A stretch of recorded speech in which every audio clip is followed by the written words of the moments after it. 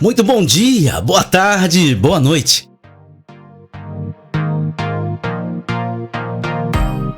Este é o canal do grupo de WhatsApp Gênesis. Sejam todos bem-vindos ao nosso canal. A partir de agora, você vai acompanhar o Devocional Diário. Com o pastor Mário.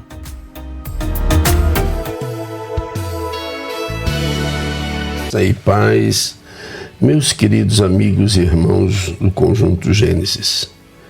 Cá estamos nós para mais uma homeopatia espiritual.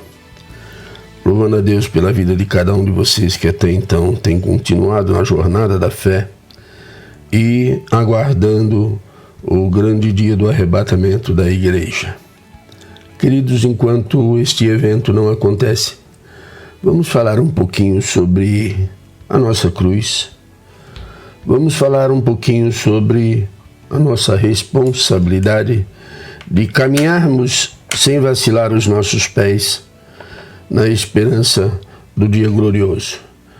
No Evangelho de Marcos, capítulo 8, versículo 34, diz-nos a palavra: E o Senhor, chamando a si a multidão com os seus discípulos, disse-lhes: Se alguém quiser vir após mim, negue-se a si mesmo, tome a sua cruz e siga-me. E a gente fica se perguntando, afinal, o que é a nossa cruz? Que cruz é essa? E quando nós atentamos para este capítulo, nós vemos que Jesus acabara de dizer sobre o sofrimento, sobre a sua morte, sobre a necessidade de passar pelo tanto que ele passou, que nós conhecemos ao longo da história, que está lá no versículo 31, o versículo vai confirmando um tanto quanto dessa cruz. Porém, diferentemente da cruz que Cristo carregou e a cruz que nós devemos carregar, tem coisas que nós temos que parar para refletir. Jesus Cristo, óbvio, como ser humano, embora Deus, ele tinha a cruz pessoal dele. E dentro da cruz pessoal de Jesus estava algo que para ele, enquanto divino, não era problema algum, mas enquanto humano era um problema pesado. Ele teve, tanto quanto qualquer um de nós, sede, sono, perseguição, intranquilidade, enfim, a cruz de Cristo não era, do ponto de vista pessoal, tão fácil. Até porque, mesmo do ponto de vista pessoal, nós sabemos ser ele um ser divino, então era um motivo a mais para que trouxesse a ele sofrimentos e angústias. Mas ele também tomou sobre ele uma cruz que dele não era, certo? E que também não era de nós os gentios.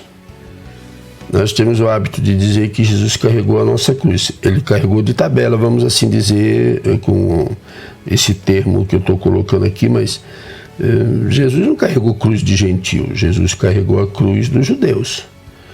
Afinal, diz a palavra que ele veio para o que era seu, e o seu não o recebeu.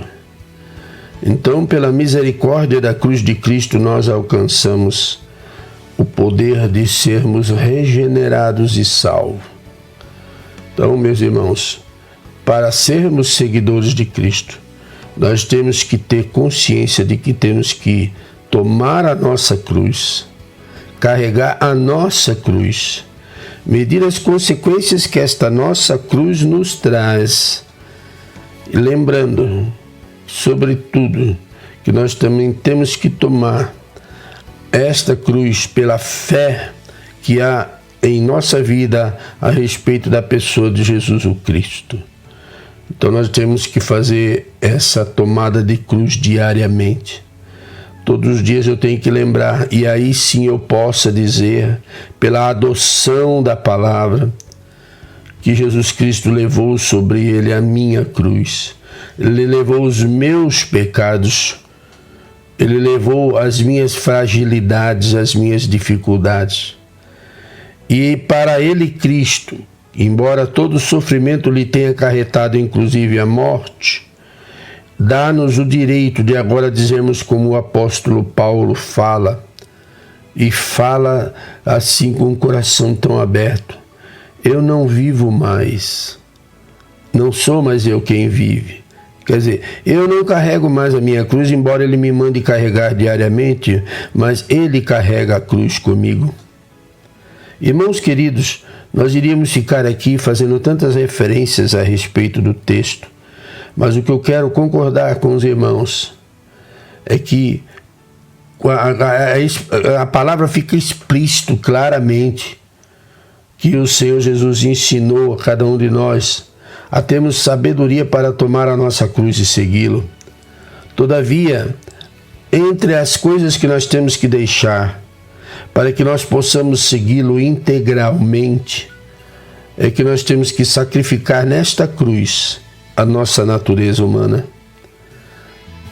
É muito fácil às vezes nós vermos pessoas dizer assim: não, mas eu sou assim, eu nasci assim, eu vou morrer assim.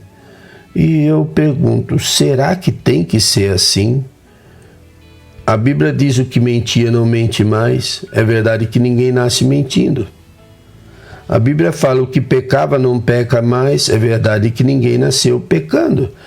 Nós nascemos com o cerne do pecado. E nesse cerne poderá vir mentira. Então nós temos que entender que nós podemos sim sacrificar a nossa vida carnal de velho ser, de velho homem, de velha mulher, e carregando essa cruz diária que temos a obrigação de levar, nós vamos observar que as partes negativas deste sacrifício, elas passam a ser inobservadas, porque nós passamos a viver o resplendor da glória de Deus. Porque se naquela cruz estava toda a bênção de Deus, naquela cruz também estava um devocional que nós podemos fazer na nossa vida diária.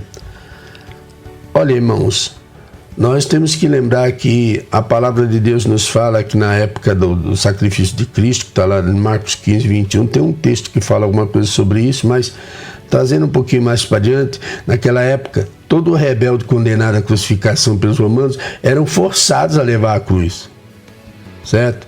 E dependendo da estrutura física da pessoa, ele tinha que levar pelo menos o patíbulo, que era aquela parte da cruz, do braço, onde ficavam presos os braços. Ele ainda estava separado da parte vertical, mas pelo menos aquilo tem que ser carregado. Pois se estamos seguindo a Cristo com uma cruz nos ombros, irmãos, há somente um lugar para o qual nos dirigir: o local do sacrifício, o lugar da crucificação. Então, quando Cristo chama uma pessoa, ele chama para vir e morrer por ele. E nós temos o hábito de achar que temos que vir para viver. É verdade que morrendo por ele, vivemos nele. E a partir desta vivência, nós nos sentimos garantidos na sua presença e lá no céu de glória, e tanto nesta vida que nós temos. A nossa cruz, portanto, não pode ser vamos dizer assim, um espaço irritadiço para a nossa mente, para o nosso coração. Não, a gente não pode levar com rancor isto. Nós temos que levar isto como o sacrifício do eu. Nós temos que enterrar o ego para que Cristo possa viver por nós. Então, irmãos, observemos bem a palavra de Deus. Ela é muito clara na nossa vida. Quando o apóstolo Paulo fala aos Gálatas, observe, ele provavelmente se referia à mesma coisa quando escreveu, certo? Aos que pertencem a Cristo, crucificaram a carne. Com o quê? Com as suas compaixões, com as suas concupiscências. Gálatas 5:24, ele fala sobre isso. Então, irmãos, seria algo mais ou menos da seguinte forma: pegar um martelo e pregar pregos a fim de pregar a nossa natureza caída e escorregadia na cruz, para que a mesma não se levante mais, não saia dali. Isso é colocar na nossa cruz os nossos hábitos maus.